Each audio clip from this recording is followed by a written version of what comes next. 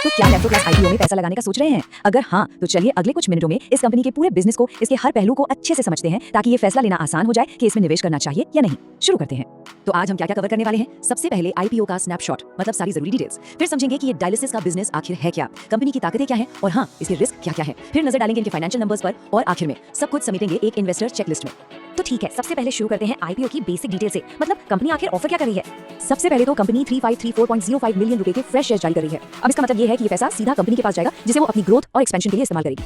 अच्छा, fresh issue के साथ साथ एक ऑफर फॉर सेल यानी ओएफएस भी है, लगभग 12.8 मिलियन शेयरों का। अब ओएफएस का मतलब ये है कि कंपनी के जो पुराने इन्वेस्टर्स हैं वो अपनी हिस्सेदारी बेच रहे हैं। तो यहाँ एक बात साफ समझनी होगी, फ्रेश इशू का पैसा तो कंपनी के पास जाता है, लेकिन ओएफएस का पैसा सीधा उन पुराने शेयरहोल्डर्स की जेब में जाता है। ये एक बहुत जरूरी फर्क है जो पता होना चाहिए।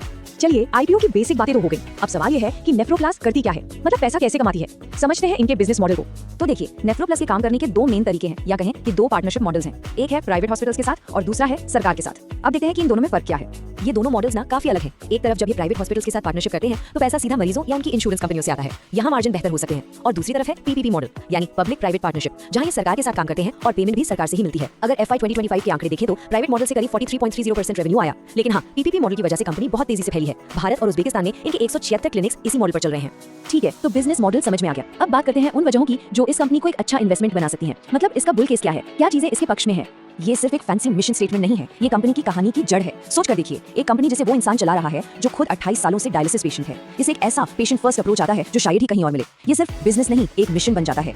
तो चलिए इनकी ताकतों को एक एक करके देखते हैं। पहली और सबसे बड़ी ताकत तो यही है इनका पेशेंट सेंट्रिक मॉडल, क्योंकि फाउंडर खुद एक मरीज है। दूसरा, टेक्नोलॉजी। इनके पास रेनोवा नाम का एक पेटेंटेड सिस्टम है जो इनकी एफिशिएंसी बढ़ाता है। तीसरी चीज, इनके स्केल करने का तरीका, चाहे वो प्राइवेट पार्टनरशिप हो या सरकारी, ये बहुत तेजी से फैले हैं। और सिर्फ भारत में ही नहीं, ताशकंद में दुनिया का सबसे बड़ा डायलिसिस क्लिनिक भी यही चलाते हैं। और आखिर में इनकी ब्रांड वैल्यू, जिसके लिए इन्हें अवार्ड्स भी मिले हैं।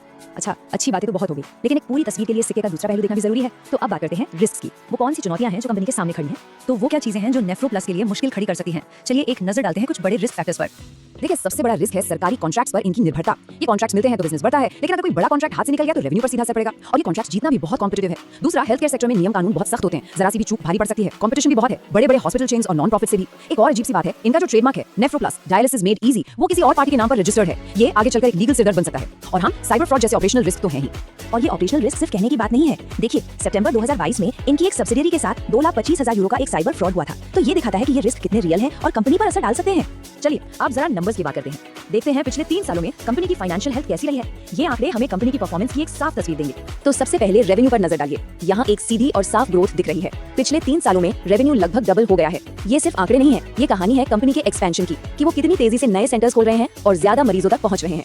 अब ये स्लाइड देखिए, यहाँ कहानी में एक बहुत ही जबरदस्त मोड़ आता है। फिस्कल 2023 में कंपनी लॉस में थी, करीब 86 मिलियन का प्री टैक्स लॉस, लेकिन उसके बाद जो हुआ वो कमाल है। कंपनी ने एक शानदार टर्न अराउंड दिखाया और फिस्कल 2025 तक 874 मिलियन के तगड़े मुनाफे में आ गई। ये बहुत बड़ी बात है, लेकिन यहाँ एक बड़ा सवाल भी खड़ा होता है, क्या ये प्रॉफिटेबिलिटी आगे भी बनी रहेगी? इस पर सोचना बहुत जरूरी है।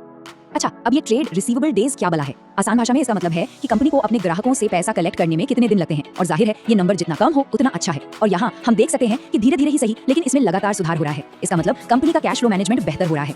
तो अब तक हमने बिजनेस, ताकत, कमजोरी और फाइनेंशियल सब कुछ देख लिया। अब इन सारी बातों को एक साथ रखकर देखते हैं कि इन्वेस्टर के लिए इस मौके का क्या मतलब है। तो कुल मिलाकर कहानी ये है, एक तरफ है बुल केस जो कहता है कि कंपनी का मिशन बहुत मजबूत है, ब्रांड अच्छा है, ग्रोथ शानदार है और अब वो प्रॉफिट में भी आ गई है। और दूसरी तरफ है बेयर केस जो हमें याद दिलाता है कि सरकारी कॉन्ट्रैक्ट्स पर बहुत ज्यादा निर्भरता है, नियम कानून कड़े हैं, कंपटीशन तगड़ा है और ऑपरेशनल रिस्क भी है।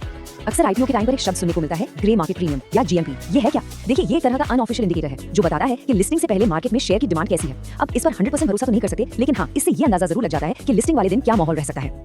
और आखिर में वही सबसे बड़ा सवाल, क्या इस इन्वेस्टमेंट में मिलने वाला संभावित रिवॉर्ड इसमें शामिल रिस्क से ज्यादा है?